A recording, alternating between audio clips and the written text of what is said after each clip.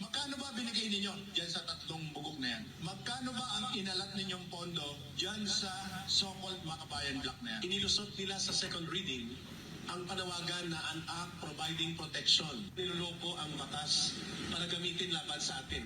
How long shall we endure that the very halls of Congress that we have, that should be the bastion and repository of acts that shall protect our people from all interest groups and partisan operatives that destroy our country and our democracy. Pag ang ibang leaders na matataas ang pwesto ay mahina at hindi nagsasalita. Maraming salamat, Ma'am Lorraine Maribadoy, for coming over kahapon sa Club Filipino, sa makasaysayang Club Filipino, Brother Franco. Yes. Ay naganap po, 18 organizations ang actual na dumalo, but actually ang nag-sign sa People's Petition ay 62 leaders of 38 organizations na. And continuing ito, ma'am, sa regions, sige-sige na ang signature drive ng People's Petition. And napakaganda po ng inyong pagdating, ma'am, dahil kayo po nagsummarize sa panawagan kahapon na ang pagkakaisa ng mamamayan, ang panggagalingan ng totoong lakas ng pamahalaan.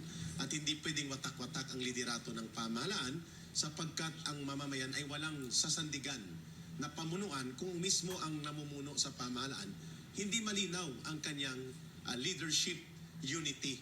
Kaya kailangan the people and the government leaders must unite to the clear enemies of the people in the state, which is the CPP, NPA, NDF, at ang mukha nila sa loob ng Kongreso ay ang tatlong party list na ito.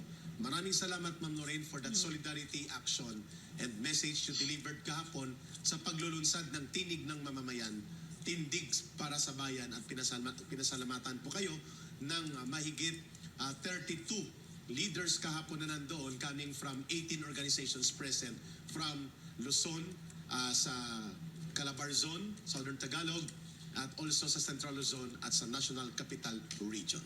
Maraming salamat. It was really, I was honored to be there, no? But I want to ask you a question. Ano ang mangyayari? Kasi sinabi mo dapat ang gobyerno ay tumindig. So, in all of history, no, when you study history, pag inaral natin ang kasaysayan, ano ang nangyayari pag ang gobyerno ay hindi tumatayo? Ay, delikado po siya, ma'am, sapagkat ang gobyerno na hindi mamumuno sa kanyang mamamayan, ang gobyerno mismo magiging dahilan ng pagkalugmok ng buong bayan. Proven yan, mama, nung panahon na nagtatagumpay na sana sa CPP, NPA, NDF, nang umupo po ang isang pamahalaan like Cory Aquino na nakipagsabwatan sa unang bahagi sa CPP, NPA, NDF, at naibalik at nailuklok muli, Brother Franco, ang mga leaders, mga kababayan ng CPP, NPA, NDF, instead na i-deliver, Ma'am Lorraine, ang final blow para tapusin ang communist insurgency ng panahon na yon, ay lalo pong bumuelo at nakabawi ang CPP, NPA, NDF dahil hindi naging malinaw ang pamumuno ng pamahalaan noon ni late Corazon Aquino.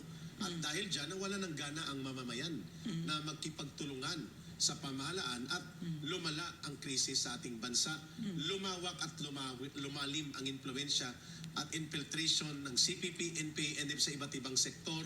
And then, exactly, ma'am, nang tayo ay muli namang nagtatagumpay sana sa panahon po ni former President Fidel Ramos, muli na namang nawala ang liderato ng gobyerno, pumasok tayo sa bogus na peace talks, and for 5 years pinabayaan natin na mag-recover muli ang CPP after ng kanilang mga purgahan, internal conflict, at internal defeat sa organization nila, naka-recover sila muli. So sa tanong ni Ma'am Lorraine, gaano kahalaga ang clear direction and strong leadership guided by the government sa kanyang mamamayan? Napakahalaga po sapagkat dyan manggagaling ang tamang direksyon at totoong pagtatagumpay sa mga problemang panglipunan, lalo na pagdating sa communist insurgency. So, ano ngayon? Post-LCAC period, Yes. di ba? Post-LCAC period. So, ibig sabihin, mulat na yung taong bayan. Opo. Na nakita natin yung numbers sa Kongreso, yung zero guerrilla fronts, zero active guerrilla fronts, dismantled na lahat, no? So, in various stages of dismantling, around 15 to 17, something like that, Yes. no? So, ano mangyayari pagka kunyari so yung mga, in other words, yung mga kababayan natin mulat na, di ba? So nanonood sila dito sa mga nakikipagkuntsabahan pa sa CPP, alam nila kung ano nangyayari, di ba? So merong it doesn't even matter kung ano yung pwesto mo, kung anong designation mo, kung ano yung titulo mo. Ang tingin ko dito, pupunta ang taong bayan and they will rally behind the strongest leader that is anti-CPP, NPA, NDF. Exactly. It doesn't matter if you are the vice president, if you are the, I don't know, a senator or a congressman, it doesn't matter. Pag ang iba, tingin ko lang ha, my opinion, pag ang ibang leaders na matataas ang pwesto ay mahina at hindi nagsasalita, they will rally behind the public servant who is strong enough to fight this anti-CPP, lalo na the ones inside Congress. I-confront yung issue sa Kongreso nitong tatlong bugok na to. No? Paliwanag nila.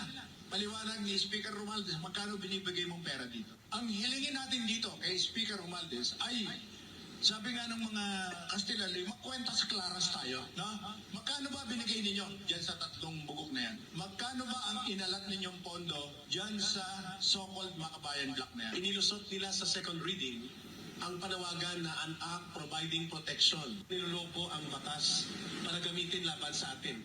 How long shall we endure that the very halls of Congress that we have, that should be the bastion and repository of acts that shall protect our people from all interest groups and partisan operatives that destroy our country and our democracy. Pag ang ibang leaders na matataas ang pwesto ay mahina at hindi nagsasalita, Hinamon ngayon ng mga dating kadre at dating rebelde ang Kongreso na ipakita at ipaliwanag sa publiko kung magkano ang ibinibigay na pondo sa mga komunistang kongresista na sina Franz Castro ng ACT Teachers Party List, Raul Manuel ng Kabataan Party List at Arlene Brosas ng Gabriela Party List. Partikular na binanggit ng dating kadre na si Peter Caramon Mutok ang pangalan ni House Speaker Martin Romualdez. Aniya, tanging hiling nila kay Congressman Romualdez na isa publiko ang pondo ng mga nabanggit na kongresista.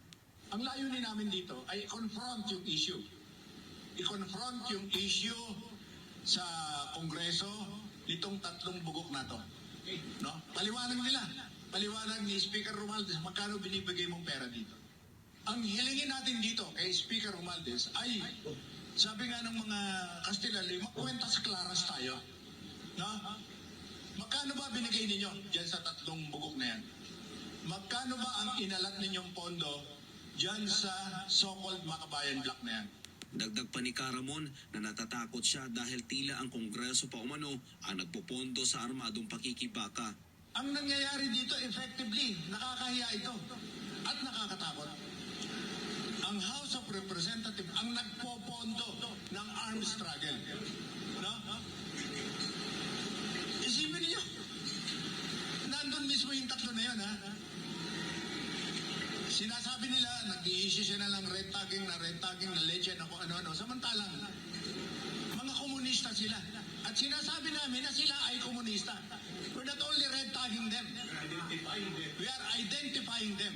Para Halimbawa, habang nag-uusap tayo ngayon, inilusot nila sa second reading ang panawagan na an act providing protection against interference of labor unions.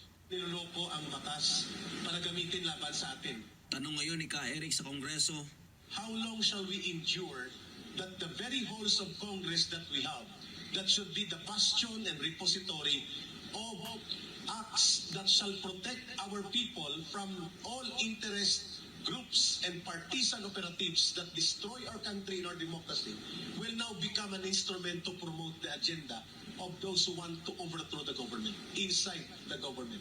For how long shall we endure that? Yun ang dapat na tanong kay Martin Romualdez. samantala para naman kay Dr. Lorraine Badoy, dating tagapagsalita ng NTF-ELCAC, may tuturing na kiss of death ang makipag-alyansa sa Kamatayan Bloc na nasa Kongreso. At yung tinatawag namin nila Eric, no, at saka mga nasa SMNI na nakita natin, makipagkuntsabahan kayo dyan kay Franz Castro, siguraduhin namin yon. Kami ay talagang sisingilin kayo ng kasaysayan at sisingilin kayo ng taong bayan dyan.